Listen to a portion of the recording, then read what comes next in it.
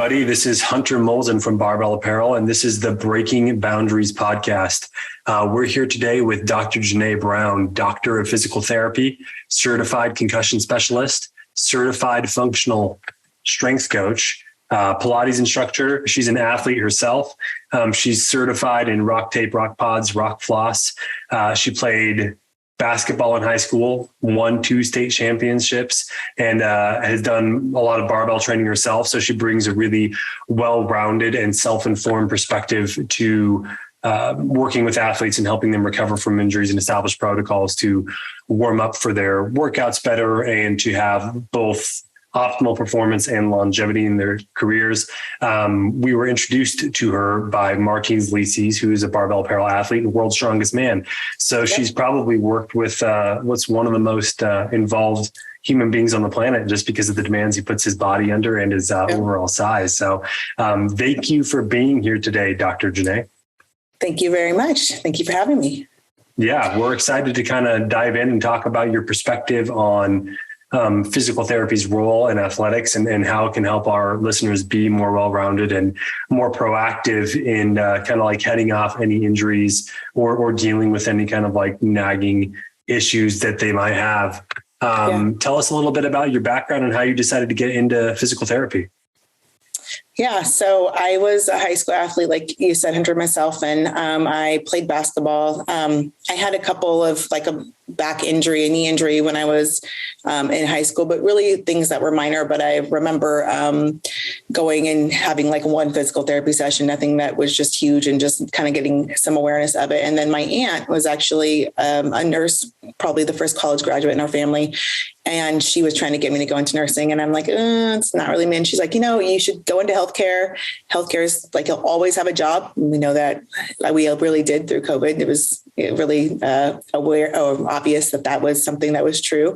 But yeah, she's like, you'll always have a job. And, you can work with sports. You love sports. So think about that. And so I kind of just looked into it a little bit and decided right away that I really was interested in, kind of pursued it immediately from high school, went to college, in undergrad, got my bachelor's in exercise and sports science, and then applied to PT school. And there I was. I went to Loma Linda University, which is in the San Bernardino County area in Southern California. Yeah. Awesome. So, yeah. And now you're working with athletes like Martins. And, I think that in my own athletic experience, a lot of the high level athletes I've had the privilege of talking to or knowing, especially the really elite ones, like physical therapy almost becomes like a permanent fixture of their athletic career and a part of their training schedule. I mean, several of the high level athletes I know visit with their physical therapist like weekly to kind of like work through issues they're having. Can you tell us a little bit about your perspective on that? I would say any professional athlete should really have a physical therapist on their team. I think they should have, probably a strength coach on their team. I think they should have, a physician, some sort of some physician on their team, whether it's just an orthopedic doctor who's advising and giving guidance. I think physical therapy is a huge, important thing for any athlete, because, you're trying to always prevent injuries. I mean, injuries are something that we all know. If you're an athlete, you're taking a risk, no matter what type of athletic endeavor you're doing, it's risky, and you put yourself in a position where you could get injured. But our goal with physical therapy is to prevent injury as much as possible and keep your bodies feeling as, mobile, flexible, strong, and healthy as possible. So I feel like in preventative wise, every professional athlete should have a physical therapist on their team. And then, to work on the minor aches and pains and things that are just going to happen, with any sport. Yeah, that probably achieves 2 things, right? Like you're there to deal with acute injury or chronic injury when it arises, but also from a preventative component, helping athletes like identify issues as they're potentially creeping up and addressing muscular deficiencies or movement deficiencies before they result in injury. Yeah, for sure. I mean, there are like little things that athletes feel, and then there's big things that arise. And some of those things can be managed. If you're a professional athlete, if you have, some minor knee pain, you're not going to not, play in your game, or, you're not going to compete because of that. Right. But if you dislocate your shoulder, or you do something, tear your ACL, that takes you out. So there's like these minor little things that athletes can push through and move through and be managed. I mean, I think that that's where physical therapy can come in really well, is like, how can we manage this and decide whether this is something that you should continue to do, or you need to kind of pull back a little bit and maybe not compete a little bit right now, or, alter some of your training a little bit. Yeah. No, that's great perspective. And I've also seen with a lot of like athletes where the movements are very specific, like in the way they demand you move your muscles or articulate your joints or whatever, that I've seen a lot of athletes get a lot of perspective from physical therapists as to like what the limiting factor or like the linchpin in their progress might be. Like if they can't do a certain movement, or if they can't make progress. Like I know I was trying to do something with climbing, and I had a physical therapist buddy point out to me that it was probably like scapular instability that was limiting my range of motion. It's like, I never would have known that. I would have thought that the weakness was like in my bicep or my shoulder or whatever. And he watched me do whatever I was doing. He's like, no, you basically need to get like the smaller muscles in your mid back stronger, like your rhomboid and things like that. And without his perspective in looking at that, and I mean, it took him like 5 minutes to figure that out. I would have been probably spinning my wheels for the next year, Yeah, for sure. Yeah. I mean, I think I consider physical therapist movement specialist. Of course, we talked about this earlier, but there's good physical therapists. There's good, everybody in every profession. There's really great, there's mediocre, and there's, not so good. So, but I mean, for the most part, physical therapists, we're movement specialists. We see movement, we analyze movement, we try to improve movement. So it's really easy for us to catch something that's not like working well and help someone figure out how to make that thing work better. Yeah.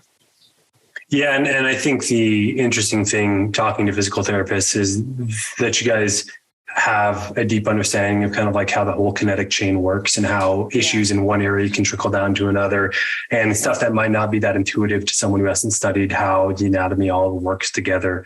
Like I know, climbers tend to have issues a lot in their hands and fingers and things like that. But a lot of times from, the conversations I've had, the issues can start higher up, like in the shoulders and the back, and they end up trickling down to there. But if you were just, a normal weekend warrior or someone like that, you would think that the issues were where they were presenting, but oftentimes they're kind of like the end result of a big chain that's out of whack.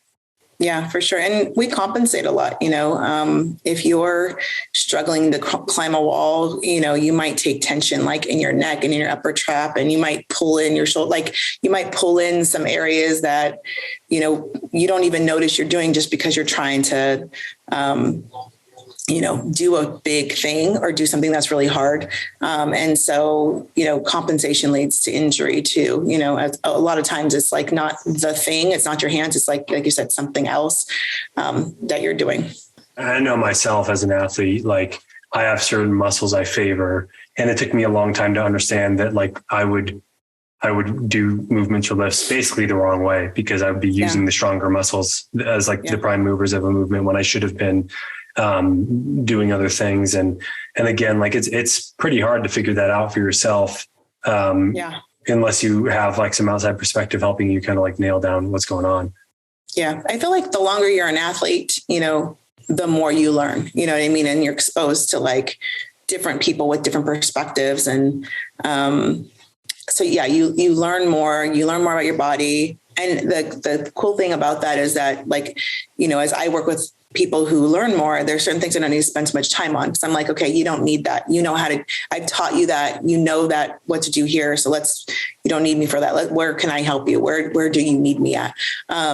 And so, and I think that's just working with good people for a long time and like learning your body and learning your own mechanics, your own genetics, your own, everybody moves differently and has different weak points and strong points. Yeah. And I think kind of the important aspect in what makes you so valuable as a physical therapist to people like Martins is that you have that understanding of like athletic demand and what an athlete needs and kind of like what their definition of success when it comes to physical therapy looks like as compared to the general population.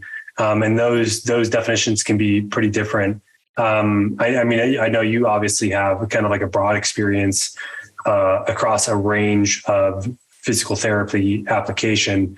So what, to listeners who might not know, might not have ever worked with a PT, maybe just give a little bit of an explanation on kind of like how those perspectives can change and what they should look for and what they should expect if they ever do need or decide to work with a physical therapist.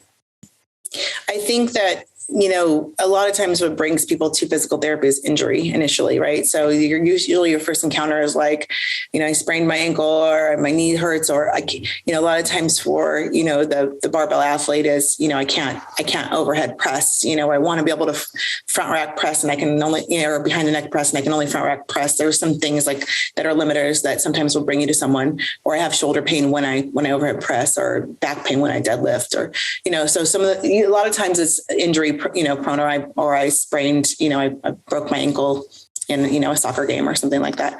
I also am a concussion specialist. And I forgot to tell you this earlier, but I've been in the boxing ring with a professional athlete and been in his corner. So I have that sort of, I'm always looking at, being cautious of, brain injury and things like that, and concussion. But yeah, a lot of times what brings us to a physical therapist is injury. And so I think if what you want to expect, on the injury side, is someone who's going to help you get, first of all, we're always dealing with pain. We're looking at trying to get your pain to go away first. So, and how can we reduce your pain and help you first just do basic things that feel good, right? And then, along that continuum, it's okay, what's the foundation you need? What's missing? Like, do you not have enough mobility? Are you limited with your flexibility?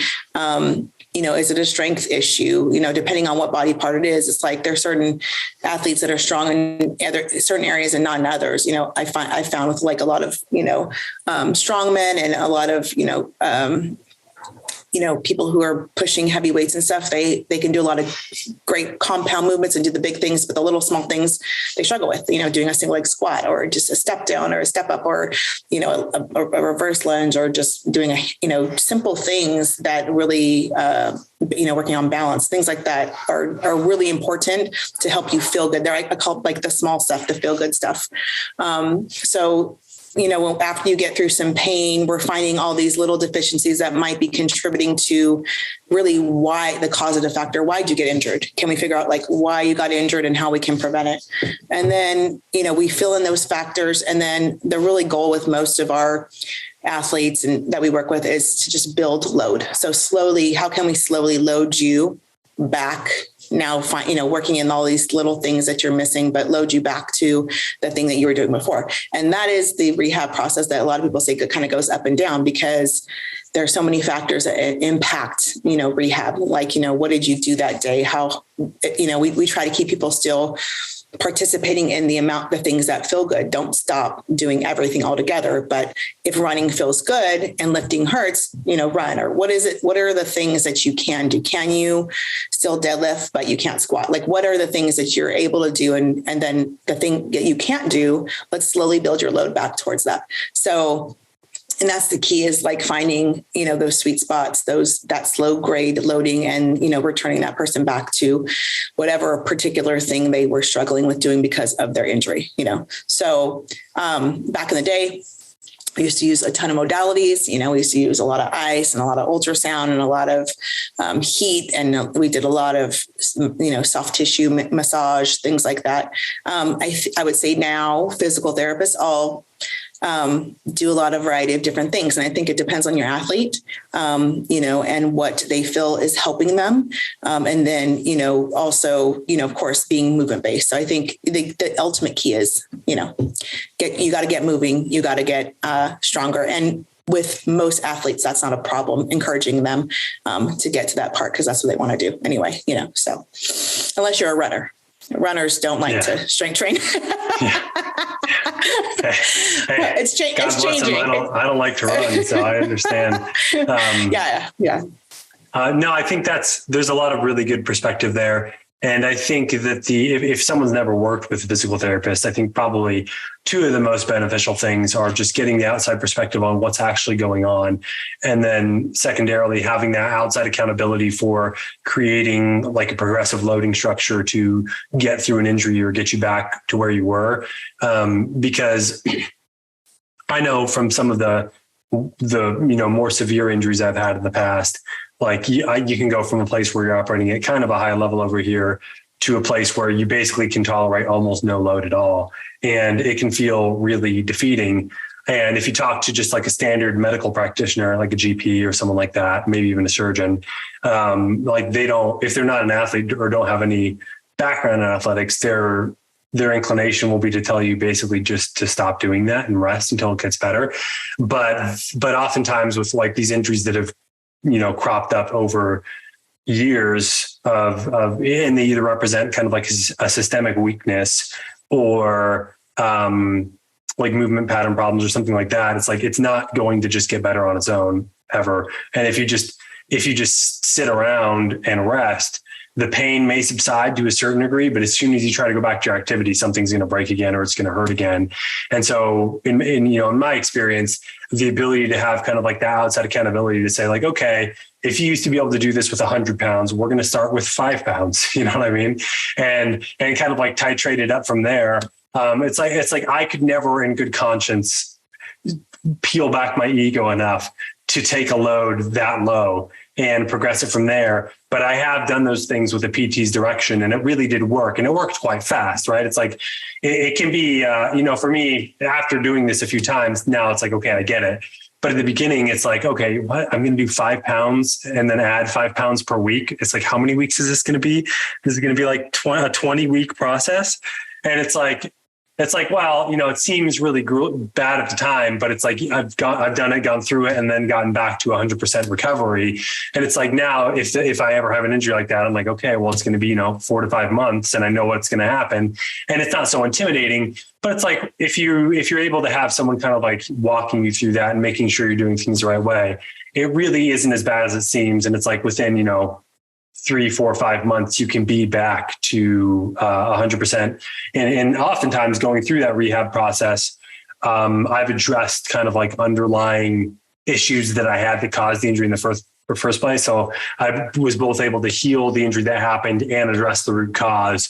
And so when I'm, past kind of like the care window, I'm healed and also much more injury proofed for the future. We as physical therapists, we need like physicians, we need orthopedics, really orthopedic surgeons, specialists to, be on our team and have a certain knowledge base. And people come to us in different ways. So sometimes a person goes straight to their physician, straight to their orthopedic surgeon, and they give us a diagnosis, and we're working like with what they have, and based on whatever knowledge base they have, they send us with, it could be just shoulder pain, or it could be something that we need to figure out more up from.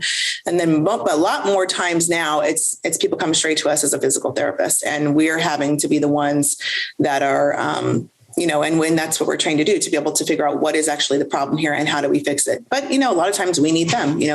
There's very many times where, I'm working with a patient and I just know they have a tear, and I'm like, how far are we going to get, and is this a surgical candidate, type of thing. And so I think that people come to us in different ways, and we have to have the ability to, work with patients and figure out what's going on and help them. And it's not always an easy process because, I'll never forget, the first time I gave Martins like a 5 pound weight, and it wasn't for him to do, he's actively pressing, overhead heavy weights, but I'm like, this is really for you. This is like about mobility. Like you need to load something overhead. I need you to get into end range, and you can't get there without me giving you some sort of weight. So just, this is your feel good. This is your prep work. And getting the buy-in is what, once you feel good, like you said, you got to have that buy-in. Once you have the buy-in and you've been through that process a little bit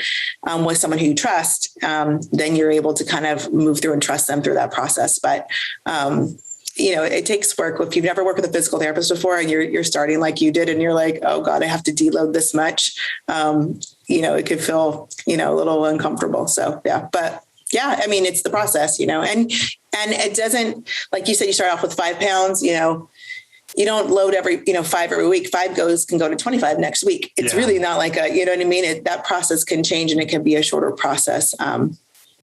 Depending on what the end goal is. So, yeah, but and that's kind of the advantage of working directly with a PT who can oversee your progress and help you test your tolerances and things like that, is that you can shorten the progression window, and even have a progression window. Cause I know, I have had plenty of weekend warrior friends that have had bad injuries and just kind of decided to grin and bear it, I guess, for lack of a better term, and say like, I'll try to deal with this myself. And those injuries could last them forever. You know what I mean? And really kind of like sideline. Yeah. And get worse. Like I know in the circles that I, spend time with these days, like tendonitis can be a big issue. And everyone I bump into with tendonitis, I'm like, you need to see a physical therapist. Cause I guarantee you're not equipped to deal with that on your own. And if you leave it alone, it's just going to turn chronic and then eventually crippling. And it's like, if you don't kind of deal with it now, it's just going to get worse.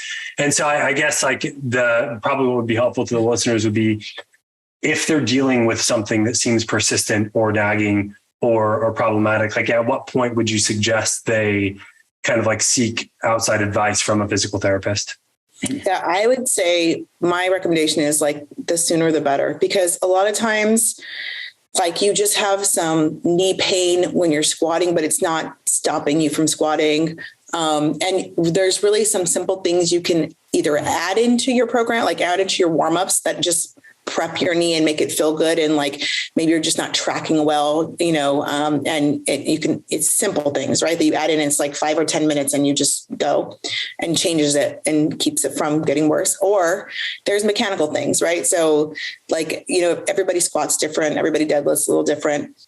How we learn those things is sometimes trial and error. Sometimes we work with someone and they say, you've got to do it like this, but everybody's body type is different. And I think a lot of times we get someone in, and I'm like, okay, I know you're doing it like this, but this isn't like the best way for your body. Like right now you're having, back pain. So, if you're having back pain, you want to transition and change your weight shift to be like this. So I think getting with someone who has knowledge, okay, just don't go to the physical therapist on the corner who doesn't treat sports injuries. Find a sports physical therapist who has worked. You always want to ask, have you worked with, if you're a strongman, have you worked with strongmen? If you're a soccer player, have you worked with soccer players? Like, do you know what we do?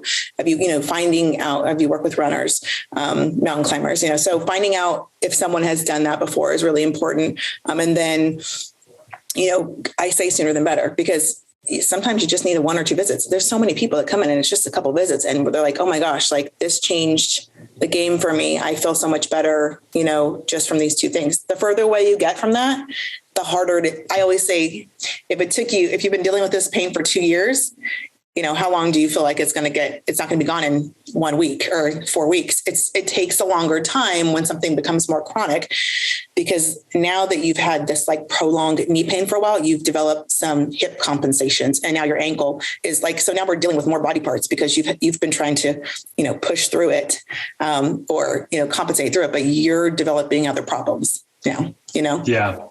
So, I think that's great advice. And and the thing that I challenge people with, if I get like resistance on this when I'm recommending that they work with a PT, is like, well, how much time are you investing into this hobby or this career, whatever it might be?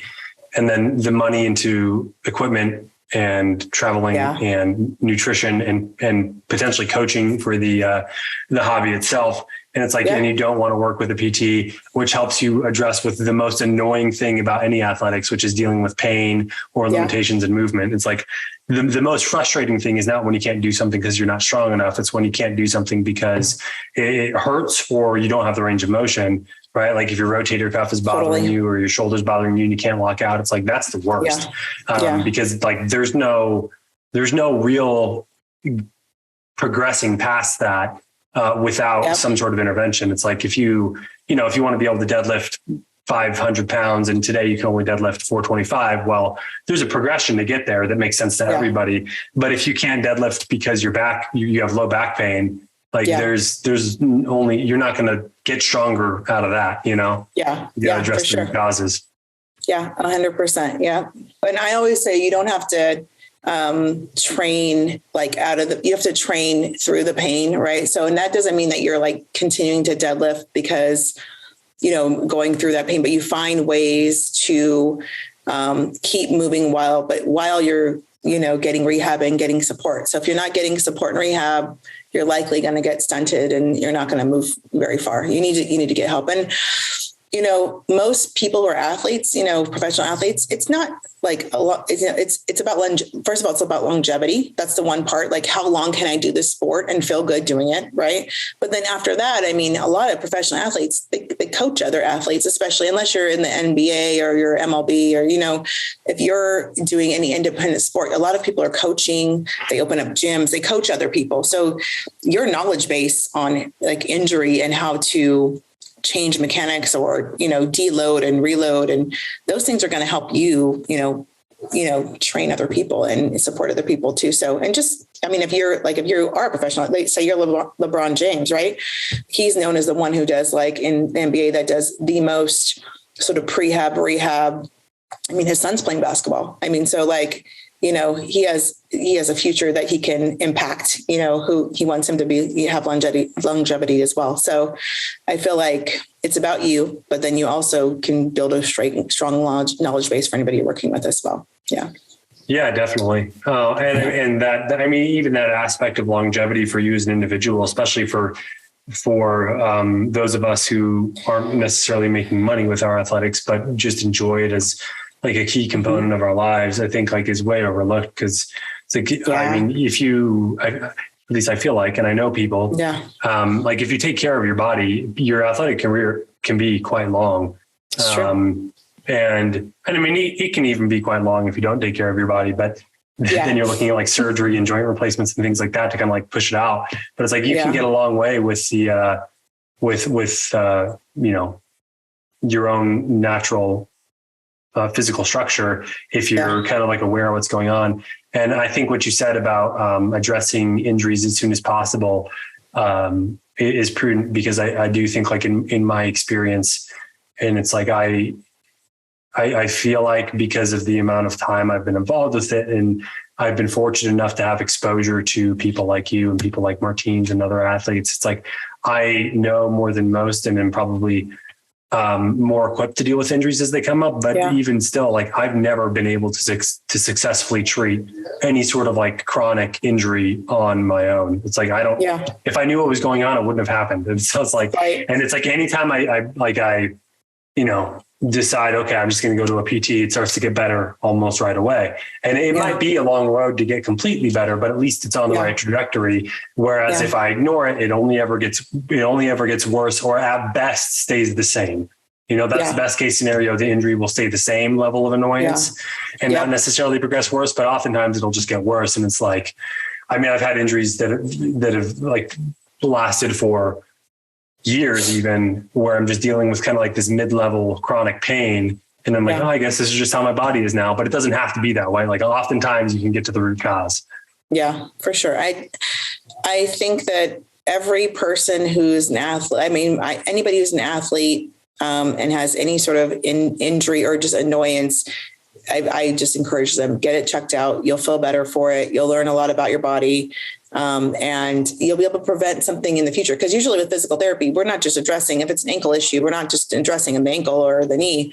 We're looking at other parts of your body. We're kind of doing full exam. We look at everything. So we're like, you know, hey, you know, we're teaching people things to do for everything. And so I think that by taking the time and investing the money in your own body, you'll be better for it in the end. And honestly, once you open your body up to surgery, once you have back, shoulder, elbow, ankle, like once you're in that position, if you go there, it's a game changer for you. People often never get back to where they were in terms of, you know, the quality of of feeling good with certain things and just being competitive as they were. It really does change things once you have surgery. So you always want it to be your last option, Yeah. And so, preventing, taking care of the little quick things will lead you to, not to have to end up on the surgical table. Yeah, for sure. And obviously, like, you're not going to give the listeners like direct medical advice or anything like that. But I think as a framework for if they have an acute injury, what would be the best way for them to, like, I guess the best chain to get a diagnosis and potentially get a perspective on conservative care, which for people that don't know, conservative care would be things like physical therapy, trying to rehab the injury naturally without medical intervention before you go down that path of surgery. Because there are a lot of fantastic and amazing surgeons out there that do a lot of work, but there are a lot of times I've had athletes that I know go to a surgeon that recommends surgery, and they were able to successfully treat the injury with conservative care. And so the surgery was in fact unnecessary. And that's not to say, sometimes it definitely is necessary, but how can people, make sure that they at least analyze all their options and maybe attempt a more conservative approach before they decide to go down that route of surgery? Yeah, I say it just depends on where you end up first. So like pretty much in the United States, you can go straight to a physical therapist if you have any injury. So if you have an injury, you can find somebody who's local. There also, there's value in, we do a lot of virtual therapy and telehealth. A lot of good therapists do that and around the world. So if you want a specialist's opinion and you're like, I need to know that this is the right thing, you could do that as well. Insurance does pay for that. And of course you can pay out of your pocket as well to do that. But the first step is, I would say go to a physical therapist first. Usually we'll determine right away, like, is this something that requires, a surgeon or not? And usually for me, it's about 4 to 6 weeks where I'm like, if you're going along the right continuum with me and you're making the right progress and we're going in the right direction, that's enough time. But if someone is not, and they're not making as much progress as I want them to do, or they're not going around the route that I want them to do, I will try to refer them to someone local, that I know, if I can, depending on where they're at, but find a good person to refer them to who I feel like is pro rehab. And part of that is when I send them, we want this doctor's opinion. I always tell people, the medical step people you have, this is your ship. You're the captain. We're your crew. Like, you get to put people on your ship that you want on your ship. They're not the decision makers. You're the decision maker. So you come to me, you're asking me my opinion and my advice and for my guidance. And if you go see a surgeon, it's the same thing. What do you think is going on? Can this be rehabbed? Can I avoid surgery?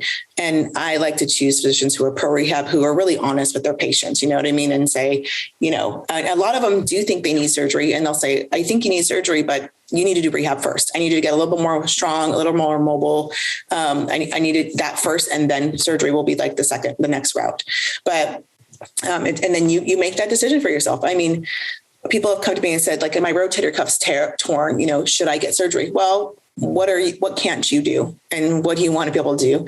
And is it that you want to be able to press 400 pounds overhead, but you can only press 100? If you can press 100 and you're happy with that and you can avoid surgery, great. You don't need surgery. But if you need to do that and you feel like that is going to get you to your end goal, repairing it, then, the only way to know is to do it. If we've tried rehab, if we've tried doing it and we can't get you there. So you have options. You have to just decide what is the best route. Not everybody needs their ACL repaired when it tears, but if you want to play professional soccer, you do, but if you want to run, mountain climb, just linear things that aren't going to have mountain climbing has some torque on it, right? But things that aren't too much pivoting and shifting and quick transitions, you can be fine without your ACL. So, it just depends on what you want to be able to do. But I would say the long story short, or whatever, is to go basically get an opinion, try conservative care first, and the trusting physical therapist will route you to the next route with someone they trust if they believe that that's, an option for you.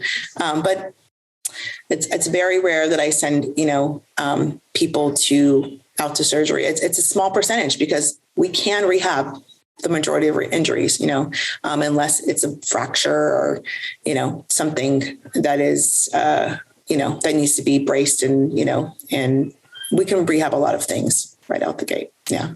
So. Yeah, definitely. I think the advice you gave earlier in the conversation about finding a physical therapist who has experience in working with at least athletes or preferably athletes in the same domain that you practice in yourself is like really beneficial, just because of the level of understanding they have of like what it takes to define like success for you. Like you said, if you're just doing a sport where there's not a lot of lateral movement or demands, then maybe you don't need your ACL repaired, or at least maybe you could like push it out till later in life and then look at surgery down the road. But or there's no rush, right? Like there's no rush to see what life is like without my ACL. If I don't need it right now, like, can I do the things I want to do? What can't I do? I mean, you can always get it repaired. You can always do that. There's options there. So I don't feel like people should feel pressured to make those decisions. I think the interesting thing too, right? It's like after one of those surgeries, you're going to be looking at a lot of physical therapy anyways, right? So I always say you're coming back to my office anyway. Like a lot of people want to go get an MRI. I'm like, I want to get an MRI. I want to see what's going on. Well, you're going to end up in my office anyways. It's likely this. Now, I always say, do you want to have surgery? No. I want to do rehab and see how it goes. Well, then we don't need an MRI yet. MRI is like when I want to know what is exactly going on, because the surgeon's going to go in and repair that thing. But you expose yourself to a lot of radiation for no apparent reason, just because you want to know. And the way we're going to approach rehab doesn't change anyway. So, Well, and again, like this is only from conversations that I've had with other medical professionals, but it's like imaging doesn't always have clinical significance, right? Like you could look at someone's MRI and it could look terrible and they could be 100% fine. And it's like sometimes knowing that is worse, because it's like, my buddy Devin, that's a physical therapist, had a client who was functionally 100% normal, had an injury, got an MRI, and in an unrelated area, like the imaging was pretty bad, and then started to develop pain in that area, like maybe psychosomatically, I don't know, something like that. But it's like, he worked it out with this guy and he was fine too. But it's like just the knowledge of what the imaging looked like impacted his own physical perception, because the mind is a powerful thing. And it's like you said, if you're going to do the rehab either way, you may as well not even, like, what's the point, right? Just go for it and see what happens. And if you can't get far enough with the rehab, then go down that whole, imaging route and surgery and things like that. But it's like you said, I mean, maybe if as much as you feel comfortable talking about it, give some background on just kind of like the things you've been able to achieve with Martins. I know like we have a prior podcast with Martins Licis, World's Strongest Man, for everyone who's listening. Go back and listen to that if you haven't, because it's amazing. But this is probably one of the strongest human beings that's ever walked the earth. He's dealing with just incredible loads on his body and has had major injuries, and he's come back to be better and stronger and faster than before and win competitions. And, pretty much all with conservative care.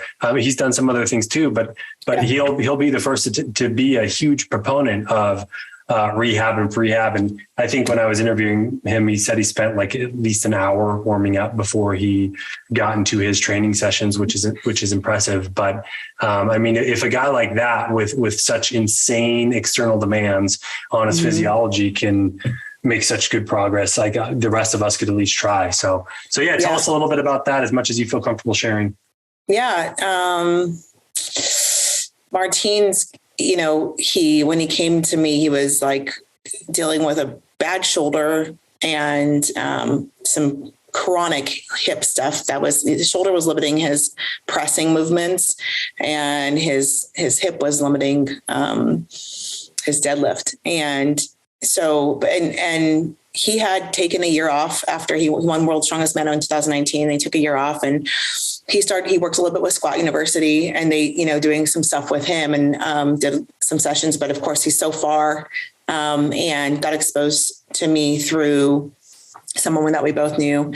And I really just started we just kind of broke things down. It was like, what's the most important thing? We started with his hips because he was really bothered with his deadlift and having some really deep glute pain. And to be honest, he still has that deep glute pain. I mean, he has it, but we manage it. Like he goes, he has it when he's doing, this is the thing about a lot of injuries. They're fine when you're like not doing anything. And they're fine when you're like sometimes loading, into them.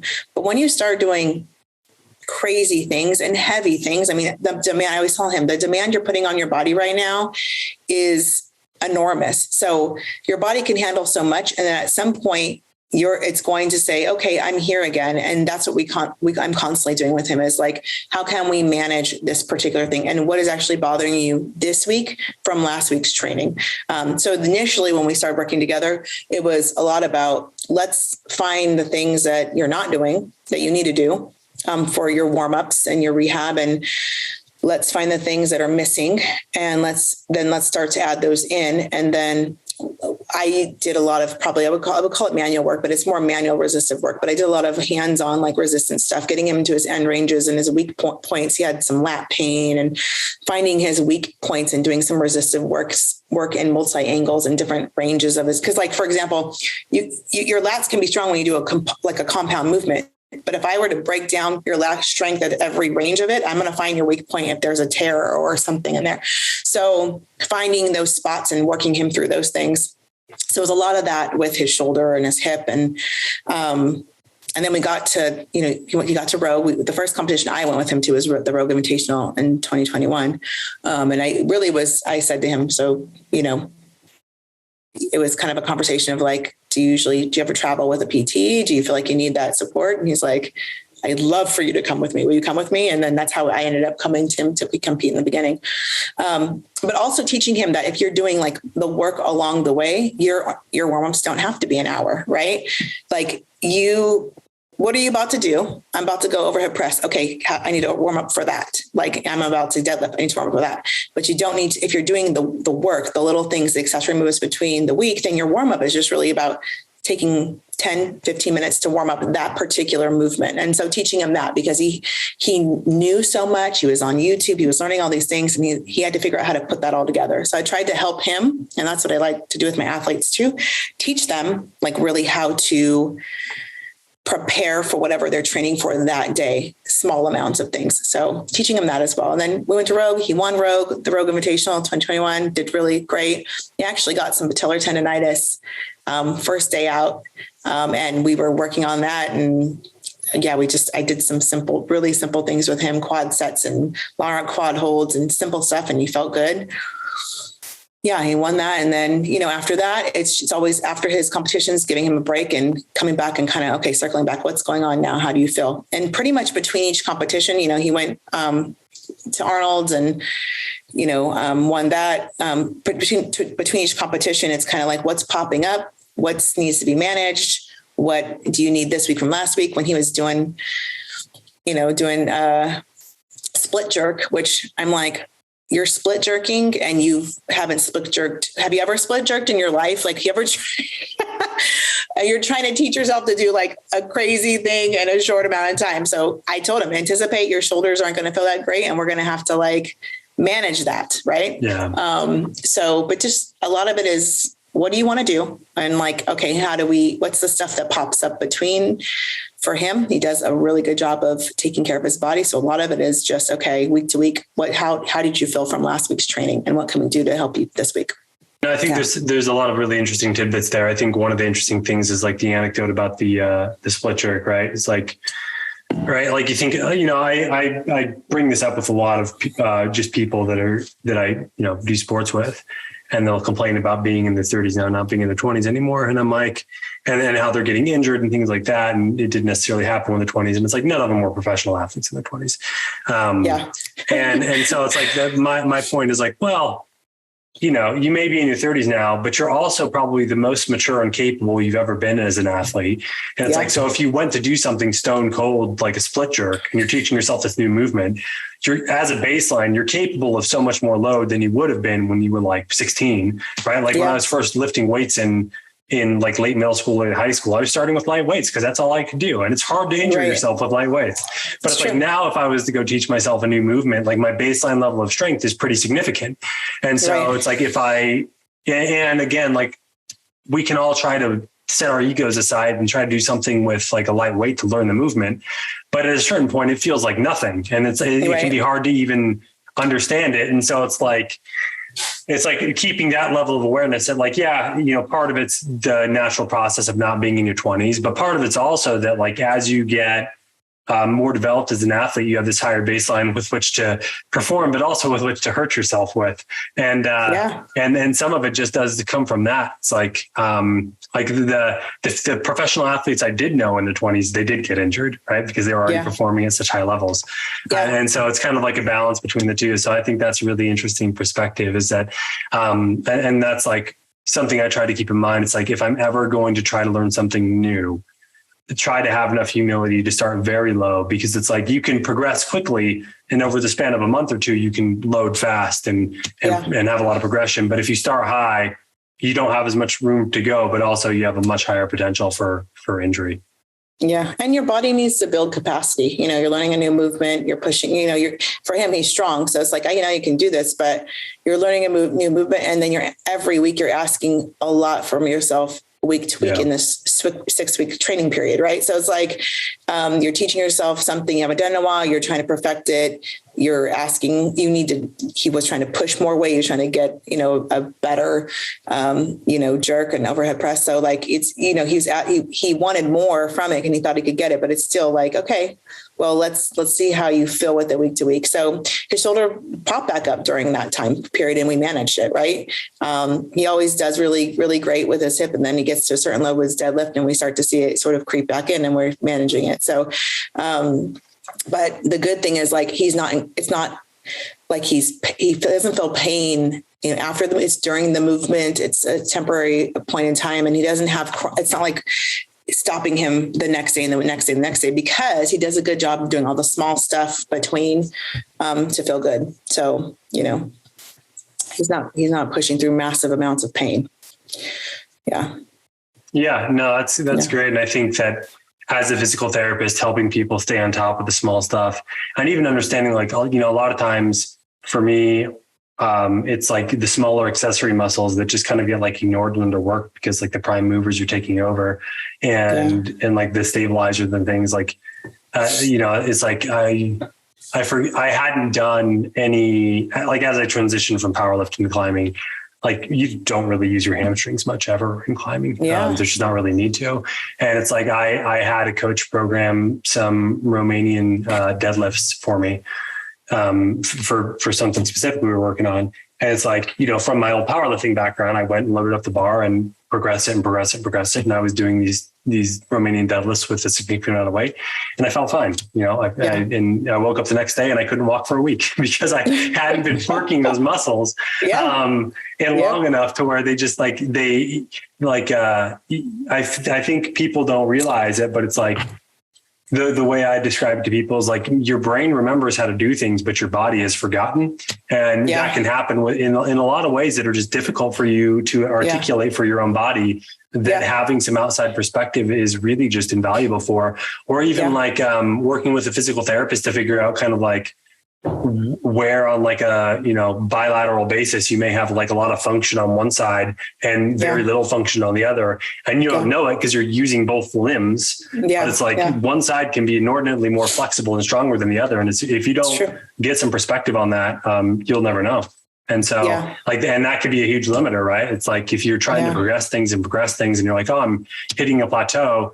Well, it could be that you need to break things down and get a little bit more isolation and bring kind of like a deficient side or muscle or whatever brought up to speed. And so, I'm a huge proponent. I love physical therapists. And I think that anyone that considers their athletic endeavors a significant part of their lives should probably make it a habit to check in with one at least a couple times a year.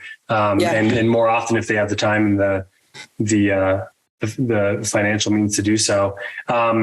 It's been great chatting with you today, Dr. Janae. If our listeners want to follow you, reach out to you, where can they find you? yeah, you can follow us on Instagram at Physical Therapy San Pedro. We have a small presence on Facebook. I'm not a huge Twitter person. I am on there, but I don't tweet a lot. I don't share my opinions that often, but I do a lot of education on Instagram. So probably Instagram is the primary place to find us. We have a website, physicaltherapysanpedro.com. There's a lot of information on there and some videos. I'm trying to build, our next endeavors are building up YouTube and getting a podcast going myself. So that'd be cool to have you guys on too at some point. So yeah, I'm trying to work on those things. But and you mentioned you do virtual consults, right?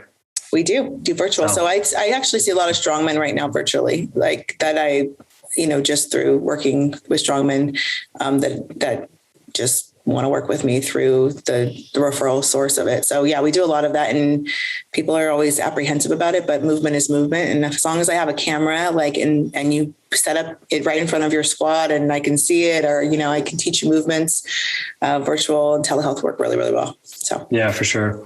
Well, again, thank you for your time and your perspective today. I'm sure we'll have you for another conversation again and maybe dive into more specific applications. But at the end of the day, I think that anyone that wants to have a long career and basically be as pain-free as possible should invest time in working with a physical therapist and figuring out how your body moves, what's limiting you, and just getting some outside perspective on kind of like how your own physiology is impacting your performance and your day-to-day life. So, I mean, it's been awesome chatting with you, and just the work you've done with Martins and other athletes is a testament to itself. Thank you again for your time today. And we'll definitely be in touch and chat again soon. Thanks, Hunter. Yeah. Thank you.